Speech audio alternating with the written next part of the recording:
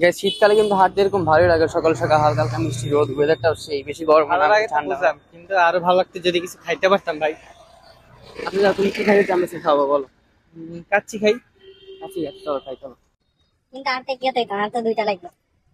দেখছি মানুষের ওই যে খাইয়ে দিলে বসতে চায়, বসতে দিলে শুতে চায়, এরকম একটা অবস্থা। আচ্ছা চলো দুইটা খাবো। আচ্ছা তুমি যদি দুইটা খাবো তাহলে আমি কেন খাবো? আমিও দুইটা খাবো। চলো চলো তাড়াতাড়ি খাই, খান না তাড়াতাড়ি চলো। Let's go.